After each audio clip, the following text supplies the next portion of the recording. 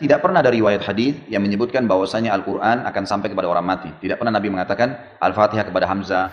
Wal yuqra' inda ra'sihi bi Fatihatil Kitab, dan bacakan pada kepalanya surah Al-Fatihah, wa inda rijlaihi bi khatimatil Baqarah, dan bacakan pula pada kedua kakinya dengan penutup surah Al-Baqarah fi qabrihi, di kuburannya.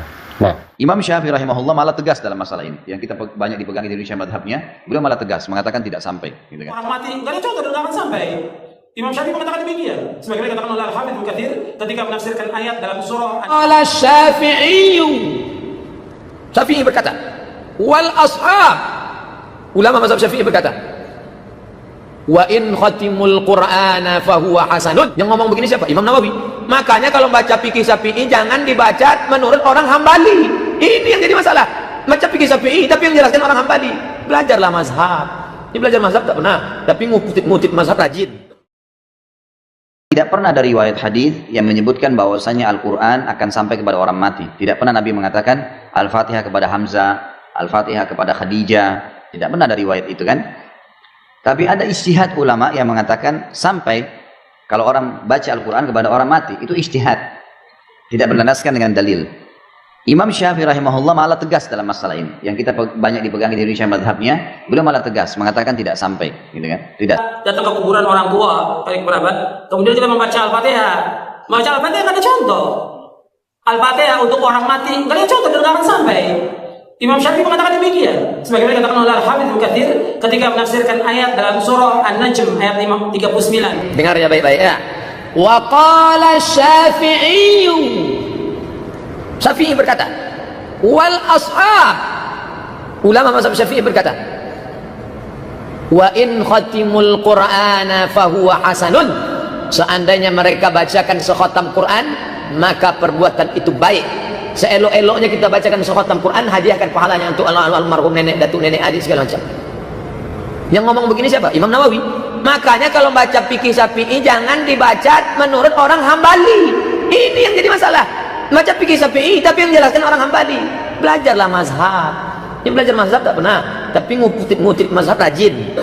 Kalau mau baca fikih Syafi'i, bacanya karya Nawawi. Karena Imam Nawawi meninggal 676, dialah yang merevisi semua. Qala kata sebulan dirangkumnya semua. Baca kitabnya Raudhatut Thalibin, baca kitabnya Al-Minhaj Syarah Sahih Muslim Ibnu Al-Hajjaj. Itu induk mazhab Syafi'i. Saya ulang sekali lagi, apa kata Imam Nawawi? Wa qala Syafi'i, Syafi'i berkata, wal ashab, mazhab Syafi'i berkata, wa in khatimul Quran, kalau mereka khatamkan sekhatam Al-Quran, fahuwa hasanun. Lo mantap, rancak mana, very good. Beranikah mengatakan Imam Syafi'i Wahabi? Mau jebak saya, nggak ada berhasil. Kasihan nih lu. Seandainya saya katakan, kata Syafi'i tak sampai. Oh kalau gitu Syafi'i Wahabi. Saya pula mau jebak, mana bisa? membaca Al-Fatihah untuk orang meninggal apakah ada dalilnya? Jawabnya, dalilnya jelas banyak sekali. Pertama, hadis dari Ibnu Umar. Hadis Ibnu Umar radhiyallahu anhu maqal, sami'tu an-nabiy sallallahu alaihi wasallam yaqul, aku mendengar Nabi sallallahu alaihi wasallam bersabda, idza mata ahadukum fala tahbisu. Apabila salah seorang kamu meninggal dunia, maka jangan kamu tahan. Wa asri'u bihi ila qabri. Segerakan kamu antarkan dia ke kuburannya. Wal yuqra' inda ra'sihi bi Fatihatil Kitab, dan bacakan pada kepalanya surah Al-Fatihah. Wa inda rijlaihi bi khatimatil Baqarah, dan bacakan pula pada kedua kakinya dengan penutup surah Al-Baqarah fi qabrihi, di kuburannya. Nah, hadis ini memberikan pesan anjuran membaca surat Fatihah untuk orang mati di sisi kepalanya atau dekat kepalanya, dan penutup surat Al-Baqarah di sisi kedua kakinya di kuburan. Rawahu At-Tabrani fil Mu'jamil Kabir, hadis riwayat At-Tabrani dalam Al-Mu'jam Al-Kabir. Qala Al-Hafidz Ibnu Hajar Al-Asqalani fi Fathil Bari, Al-Hafidz Ibnu Hajar berkata, bi isnadin hasan, sanad hadis ini bernilai hasan. Kemudian hadis berikutnya, an Ummi Afif an-Nahdiyah radhiyallahu anha qalat, Ummi Afif an-Nahdiyah radhiyallahu anha berkata, bay'na Rasulullah sallallahu alaihi wasallam hina bay'an nisa. Kami telah membaiat kepada Rasulullah SAW ketika beliau membaiat kaum wanita. fa akhadha 'alaihinna alla tuhadditsna ar-rajul illa mahraman. Lalu Rasulullah SAW mengambil janji kepada kaum wanita agar mereka tidak berbicara kepada laki-laki kecuali mahramnya. Wa amarana an naqra'a 'ala mayyitina bi Fatihatil Kitab. Dan Rasulullah SAW memerintahkan kami membacakan surat Al-Fatihah bagi mayit kami. Orang yang meninggal diperintahkan dibacakan surat Al-Fatihah. Rawahu At-Tabrani fil Mu'jamil Kabir wa Abu Nu'aim fi Ma'rifatis Sahabah. Hadis riwayat At-Tabrani dan Abu Nu'aim. Kemudian dalam hadis lain, An Ibnu Abbas radhiyallahu anhuma, anna Nabiy sallallahu alaihi wasallam qara'a 'alal jinazah bi Fatihatil Kitab. Nabi SAW membaca surat Al-Fatihah bagi jenazah, orang yang meninggal. Rawahu Tirmidzi wa Ibnu Majah. Hadis riwayat At-Tirmidzi dan Ibnu Majah. Wa shahhahul Albani. Kata Al-Albani hadis ini sahih, dan Albani ini Wahabi saudara.